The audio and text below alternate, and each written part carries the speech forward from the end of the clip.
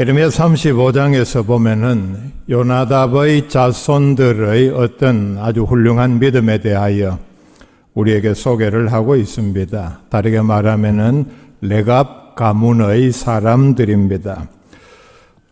레갑, 요나답 이렇게 말하면 여러분들이 짧은 시간에 헷갈릴 수 있기 때문에 사실 요나답은 레갑의 아들입니다. 이게 이름이 복잡고 익숙하지 않으면은 오늘 말씀에서 보면은 주로 요나답의 명령에 대하여 그 후손들이 지킨 미덕에 대하여 믿음의 훌륭함에 대하여 말씀을 하고 있으니까 그래서 제가 제목도 요나답의 자손들이라고 붙였습니다.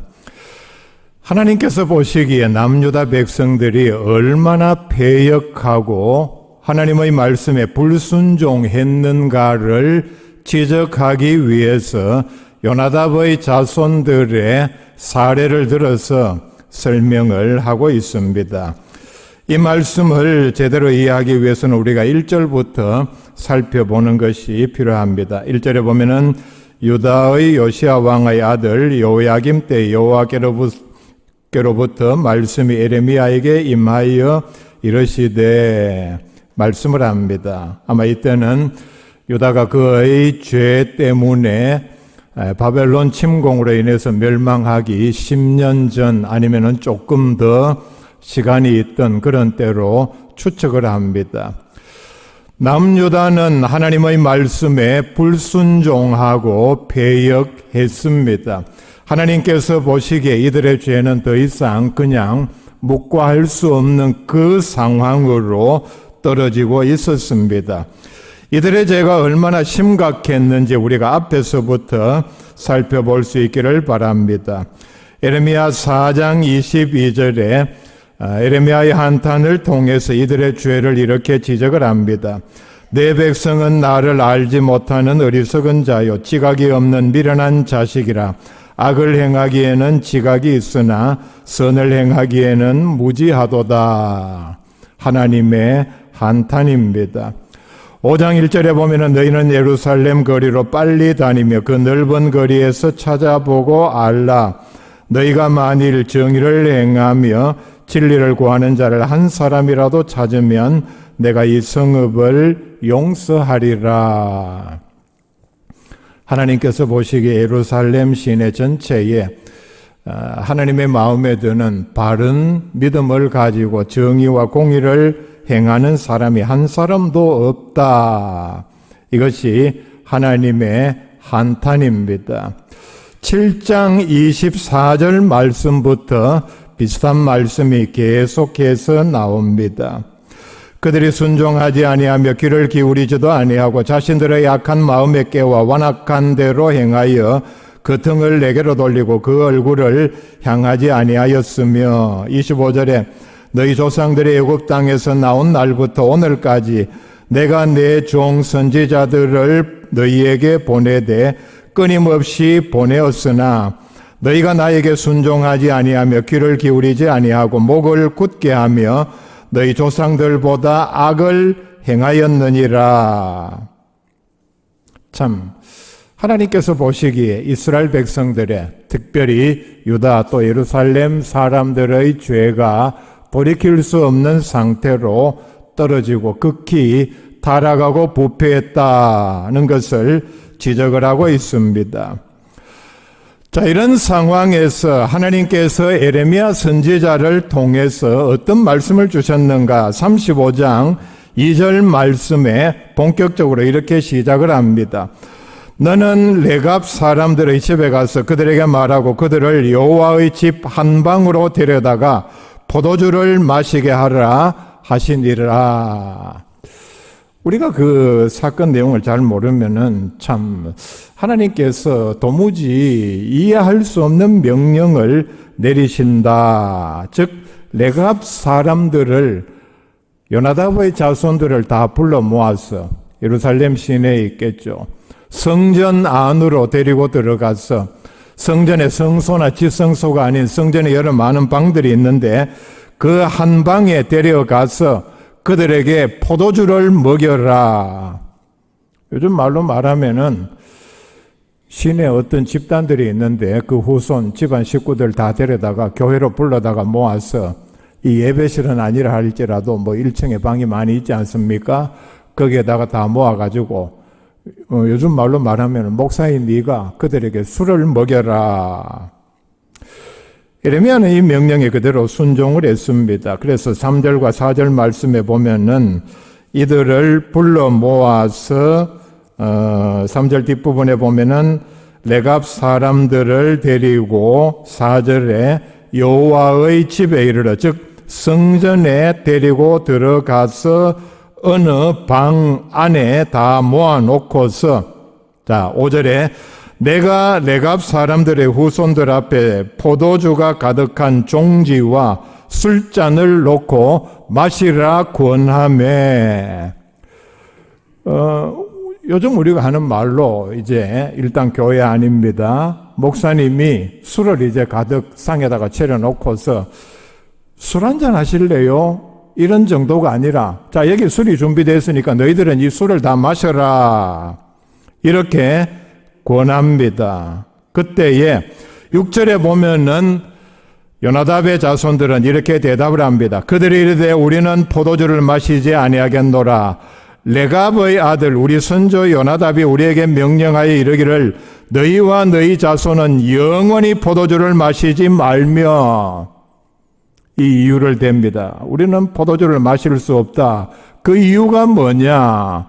300년 전에 우리 조상이 우리들에게 유언을 내리기를 너희들은 영원히 포도주를 마시지 말라.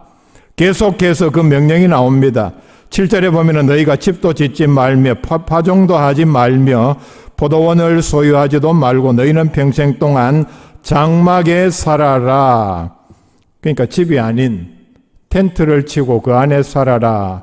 그래야면 너희가 머물러 사는 땅에서 너희 생명이 길리라 하였으므로 우리가 레갑의 아들 우리 선조 요나답이 우리에게 명령한 모든 말을 순종하여 우리와 우리 아내와 자녀가 평생 동안 포도주를 마시지 아니하며 살 집도 짓지 아니하며 포도원이나 밭이나 종자도 가지지 아니하고 장막에 살면서 우리 선조 요나답이 우리에게 명령한 대로 다 지켜 행하였노라. 이렇게 대답을 했습니다. 선지자의 지엄한 명령이었지만은 우리는 포도주를 마실 수 없습니다. 왜냐? 이미 선대에 우리 조상 가운데서 후대에 죽으면서 포도주를 영원히 마시지 말라 유언을 했기 때문입니다. 더 놀라운 사실은 그 유언 그대로 우리는 명령한 대로 다 지켜 행하였노라. 놀라운 말씀을 합니다. 자, 그렇다면은 여기에 나오는 이 레갑 사람들이 즉 요나답의 자손들이 누구냐? 간단하게 말씀을 드리면은 아브라함의 후손이 아닌 즉 정통 유대인이 아닌 구약 위에서부터 보면은 이방 겐 족속에 해당하는 사람들입니다. 이들은 이방인들이었지만은 광야에서 모세를 만나서 출애굽해서 가나안으로 들어가는 대열에 합류를 하고 하나님을 섬기는 사람들이 되었습니다. 그리고 시간이 흐르면서 그들의 후손 가운데서 요나답이라는 사람이 나와서 아합과 이세벨을 징벌한 예후를 도왔습니다. 아합과 이세벨이 매우 악했기 때문에 하나님께서는 예후를 들어서 그 집안을 징벌하고 그 집안을 멸절하는 일을 시켰습니다. 예후 혼자서 일을 할 수가 없죠. 그 집안을 다 멸절하는 일이 엄청났기 때문에 이 일을 오늘 말씀에 나오는 요나답이 그 선대에 이 일에 참여하고 예후를 도운 일이 있었습니다. 결정적인 일에 이렇게 도와주었기 때문에 요즘 우리가 흔히 하는 말로 벼슬을 할 수 있는 좋은 기회였지만은 권력의 자리에 오르지 아니했습니다. 아마 이때는 매우 나라가 혼란하고 타락한 하나님을 떠나서 우상숭배를 하고 부패한 때였기 때문에 권력의 자리에 오르지 아니하고 오히려 그의 후손들로 하여금 그의 가문이 대대로 하나님 말씀을 잘 지키며 믿음 생활을 잘 하도록 하기 위해서 후손들에게 하나님을 바로 섬길 수 있도록 6절에서 10절에 나오는 이런 명령들을 내렸습니다. 대대로 후손들의 그 믿음 생활에 염려를 했기 때문에 믿음 생활을 잘 할 수 있는 내용으로 유언을 남긴 것입니다.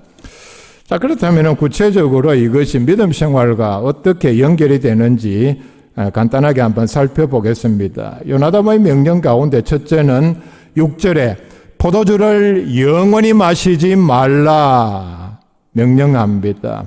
술을 마시지 말라.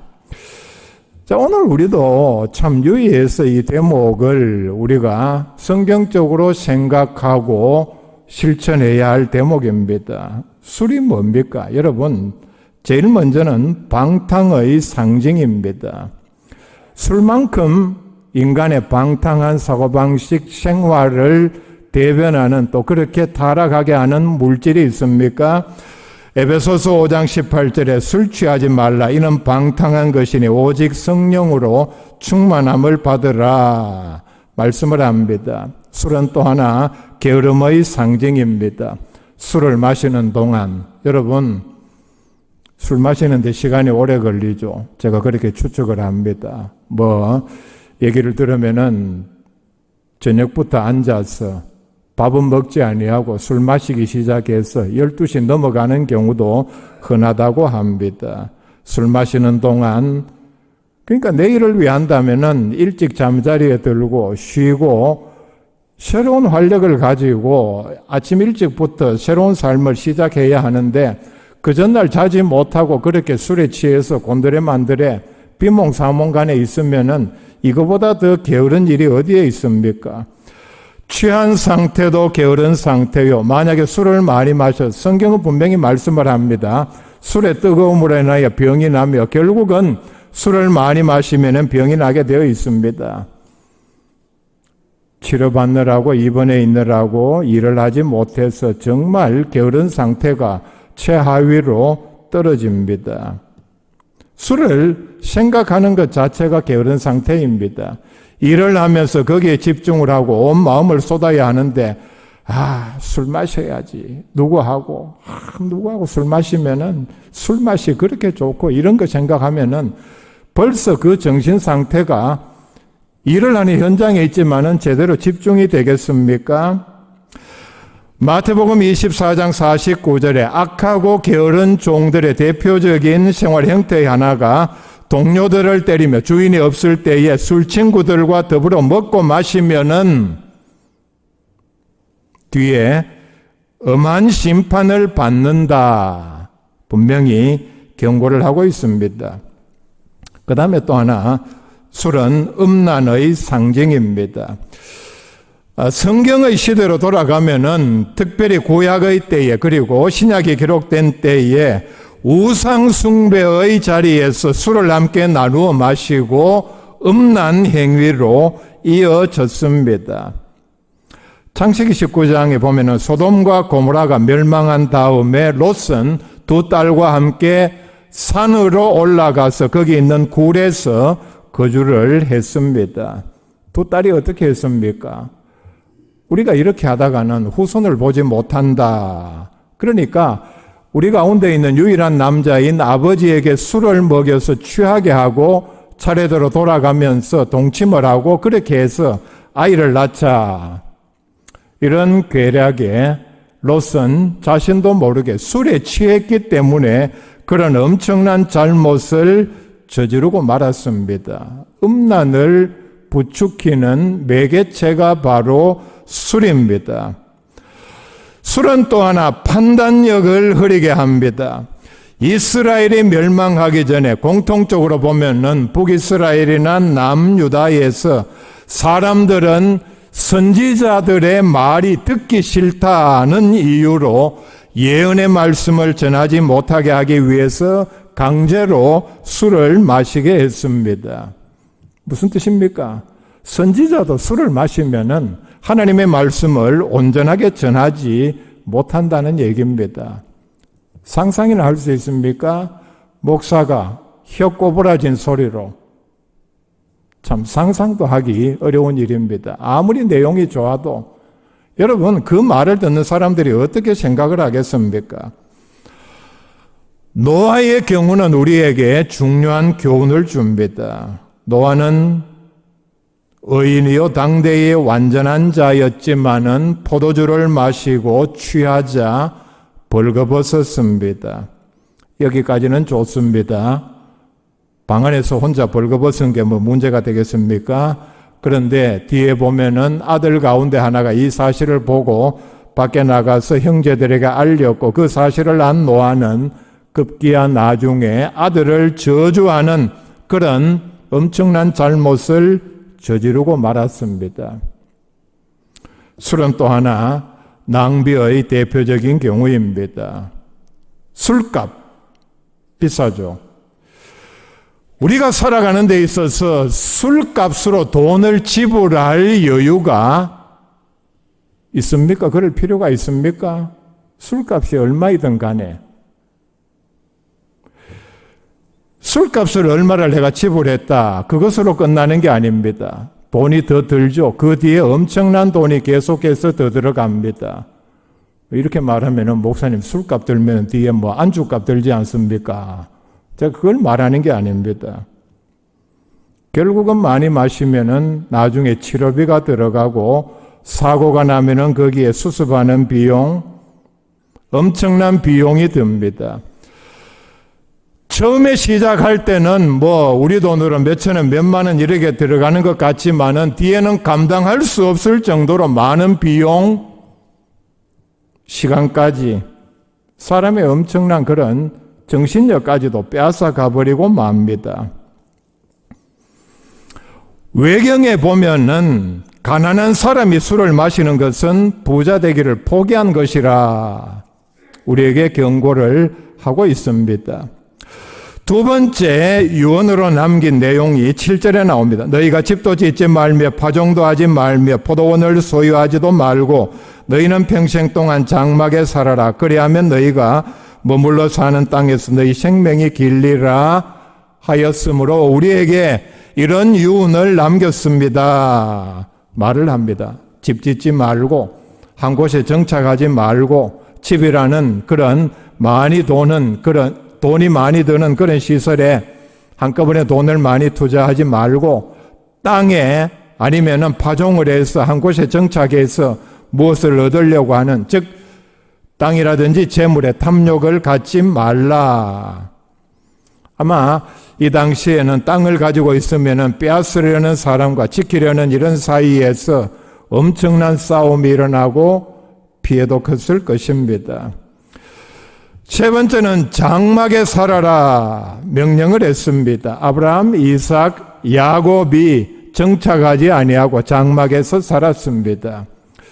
창세기에 나타난 이들의 기록을 보면은 한 곳에 정착하지 아니하고 계속해서, 그러니까 장막이니까 이동할 때는 그것을 걷어서 짐승의 등에다 싣고 이렇게 이동하는 삶을 살았습니다. 이것이 무슨 삶이냐? 나그네 또는 순례자의 삶을 산 것을 말씀을 합니다. 요나답은 이런 것을 염려를 했을 것입니다. 한 곳에 정착하면은 영원한 본향을 사모하는 마음이 약해지기 때문에 이런 것을 경계하기 위해서 이것을 여기서 유언으로 남겼습니다. 요나답이 내린 이런 명령들의, 이런 유언들의 핵심 내용이 뭐냐? 후손들에게 전하려고 하는 내용은 후손들이 현실의 부귀 영화를 누리는 것보다는 힘들고 어렵더라도 전심을 다해서 하나님 섬길 것을 유언을 했습니다. 우리가 이 정신을 바로 알아야 합니다. 우리가 오늘 살아가면서 요나답의 이런 유언이 성경에 소개되었고 하나님께서 기뻐 인정하셨다고 해서 나중에 보면 칭찬하고 상급을 내렸다고 해서 우리도 그렇게 따라갈 필요는 없습니다. 그 마음의 본질, 이 교훈이 우리에게 주고자 하는 핵심이 무엇이냐를 깨달아야 합니다. 그런데 요나답의 후손들은 8절 말씀부터 보면은, 자, 우리가 레갑의 아들 우리 선조 요나답이 우리에게 명령한 모든 말을 순종하여 우리와 우리 아내와 자녀가 평생 동안 포도주를 마시지 아니하며 살 집도 짓지 아니하며 포도원이나 밭이나 종자도 가지지 아니하고 장막에 살면서 우리 선조 요나답이 우리에게 명령한 대로 다 지켜 행하였노라. 자랑스럽게 그들의 삶과 믿음을 소개를 하고 있습니다. 놀라운 사실은 300년 가까이 이 삶을 그대로 지속했다는 사실입니다. 다 현실적으로 돌아볼 수 있기를 바랍니다.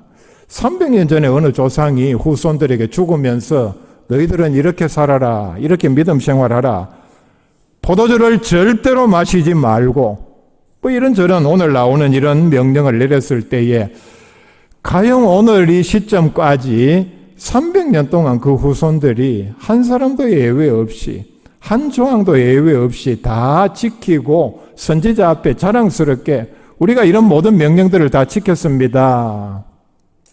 이게 가능한 일이라고 여러분 보십니까? 요나답의 자손들은 조상의 명령에 우리는 하나도 예외 없이 다 지켰습니다.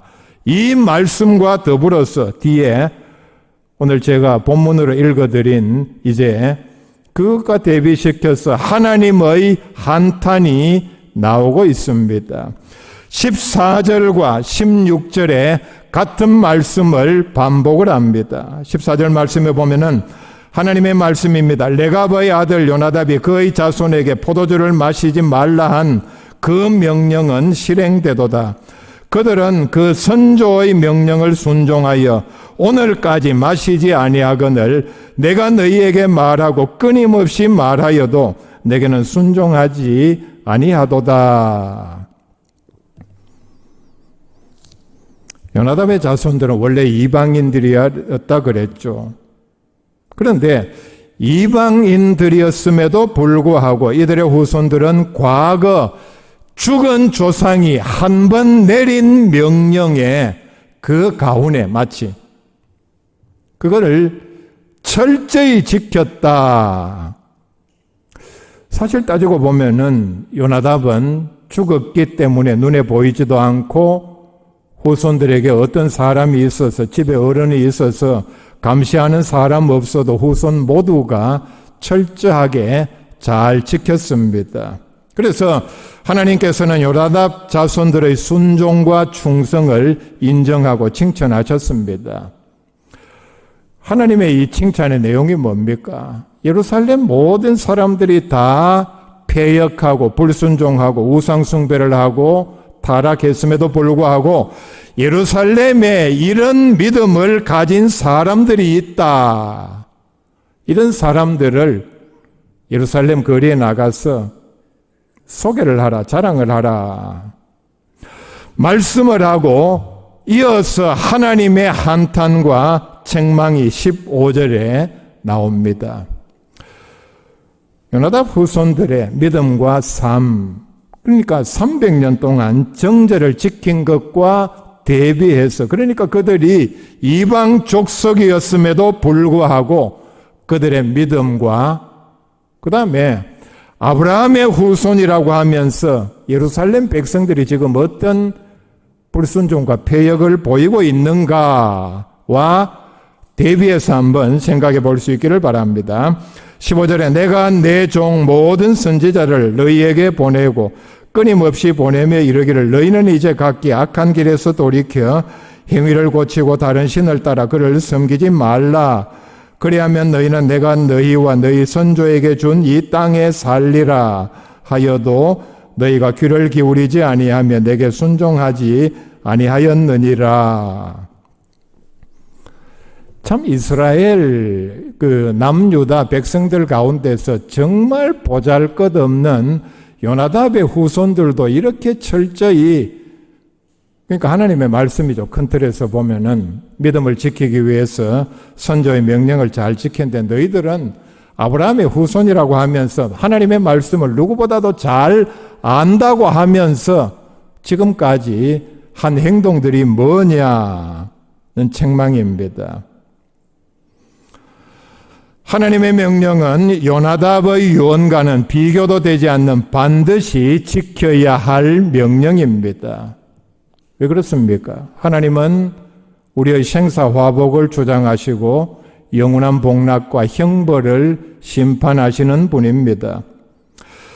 요나답의 자손들은 조상의 유언을 하나님의 명령처럼 철저하게 지켰는데 유다 백성들은 하나님께서 계속해서 선지자들을 보내며 말씀하셔도 그들은 듣지를 아니했습니다. 오히려 하나님의 말씀을 전하는 선지자들을 죽였습니다. 얼마나 극과 극이 되는 대조를 보여주고 있습니까? 요나답의 명령은 특별히 6절과 7절 말씀 보면은 사실 실생활에서 일단은 지키기가 매우 어려운 명령들입니다. 엄청난 손해를 보죠.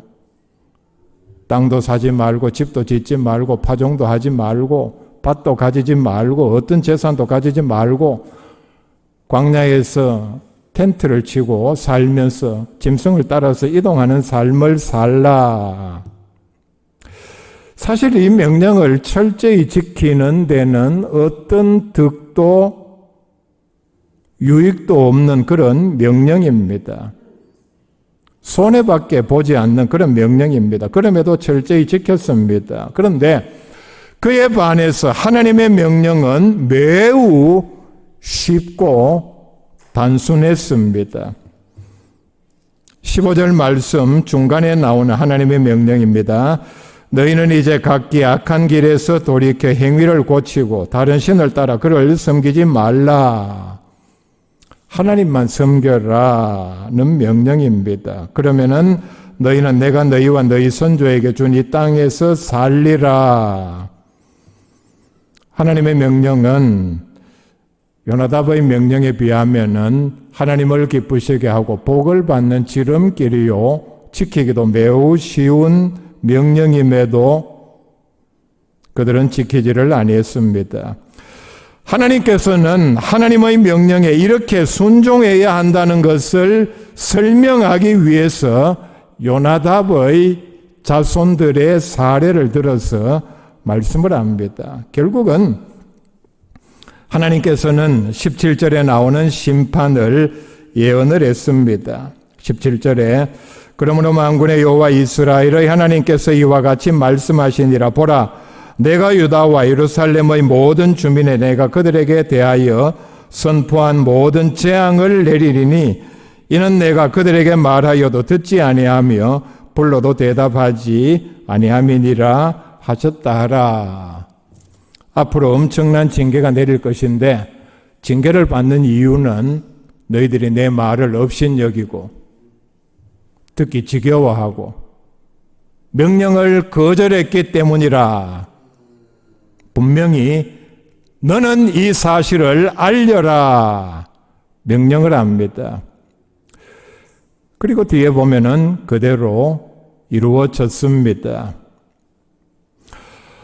오늘 읽은 말씀 뒷부분에 보면은 하나님께서는 요나답의 자손들에게 엄청난 복을 주셨습니다.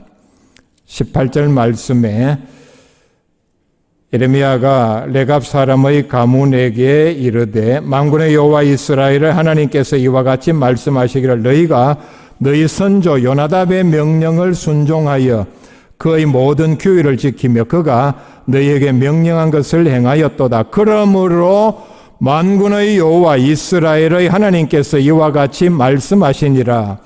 레갑의 아들 요나답에게서 내 앞에 설 사람이 영원히 끊어지지 아니하리라 하시니라. 복을 내립니다. 요나답의 자손들은 이렇게 신실하게 하나님을 섬기고 믿음에서 떠나지 아니했기 때문에 요나답의 가문에서 후손들을 통해서 성전에서 대대로 섬기는 복을 누리는 가문이 되었다 말씀을 합니다. 비슷한 말씀이 에스겔서 44장 15절 이하에 이렇게 나옵니다. 에스겔에게 주신 말씀입니다. 이스라엘 족속이 그릇 행하여 나를 떠날 때에 사독의 자손 레위 사람 제사장들은 내 성소의 직분을 지켰은즉 그들은 내게 가까이 나와 수종을 들되 내 앞에 서서 기름과 피를 내게 드릴지니라. 주 여호와의 말씀이니라. 자, 이 말씀에 보면은 하나님께서 많은 사람들 가운데 많은 사람들이 참 하나님을 떠나고 죄를 짓고 마음대로 살 때에 사독의 레위 사람들만은, 이들 제사장들만은 성소의 직분을 지켰다 말씀을 합니다. 그들에게 어떤 복을 내립니까? 그들은 내 가까이 나와서 수종을 들라. 하나님께서 너희들은 내 가까이 나오너라. 자, 뒤에 나오는 16절 말씀 봅시다. 그들이 내 성소에 들어오며 또 내 상에 가까이 나와. 자, 계속해서 하나님께서는 이들에게 내게로 오라, 내 가까이 오라, 나를 섬겨라 명령을 합니다. 복을 내렸다는 말입니다. 우리가 이 대목에서 깨달아야 합니다. 성소에서 하나님을 섬기는 일이 우리가 누릴 수 있는 가장 큰 복입니다. 굳이 말하자면은 하나님께 더 가까이 나아가는 일이요. 그런 일을 통해서 우리가 하나님을 가까이 하실 때에, 자, 여러분, 이런 음성을, 하나님의 음성을 들을 수 있기를 바랍니다. 너는 성전에서 나를 섬기는 일에, 예배를 섬기는 일에, 교회를 섬기는 일에 충성을 하는구나. 너는 내 가까이 나오너라. 내게로 오너라. 더 가까이 오너라. 더 가까이 와서 나를 섬겨라. 여러분, 이 음성이야말로 우리가 이 땅에서 충성을 하면서 들을 수 있는 가장 큰 복이요, 하나님의 음성이요, 초청의 말씀입니다. 남유다 백성들은 스스로 아브라함의 후손이요 선민임을 자부했지만은 하나님을 반역하고 배역한 백성들이었습니다. 그런데 요나답의 자손들은 비록 이방인들이었지만은 조상이 남긴 유언을 철저히 지키면서 믿음을 지켰습니다. 자, 그렇다면은 누가 진짜 하나님의 백성입니까? 그거 잘 아시죠? 정통 유대인 가운데에서도 레위인이 아니면은 성전 봉사에 참여할 수 없었습니다. 근데 하나님께서는 이런 대원칙을 어기고 원래 출신이 이방인인 사람들에게 대대로 성전 봉사에 은혜와 복 특권을 허락해 주셨습니다. 오늘날 하나님의 자녀라고 하면서 불신자보다 더 게으르고 하나님의 말씀에 불순종하며 배역한 사람들도 있습니다. 드물게 있습니다. 하나님께서 똑같이 책망하고 심판하실 것입니다. 자, 현실적으로 우리가 자녀들에게 마지막으로 부탁을 하면서 유언을 남기면서 세상의 부귀영화, 출세보다 비록 어렵게 살더라도 믿음을 지켜라, 이렇게 당부하며 유언할 수 있는 믿음의 사람들이 우리 가운데 얼마나 되겠습니까? 우리는 오늘 말씀에서 예레미야 35장 한 장 전체를 할애해서 하나님께서 예레미야 선지자를 통해서 성전에서 술을 마시게 한번 해봐라, 이런 시험을 통해서 일단 그들의 순수성과 믿음, 하나님의 말씀을 지키려는 그들의 믿음을 인정하고 또는 인정을 받고 우리에게 이 미덕을 소개하는 그 이유를 우리가 돌아볼 수 있어야 합니다. 그래서 요나답의 자손들의 믿음, 신실함을 본받는 우리의 이 땅의 믿음이 될 수 있기를 바랍니다.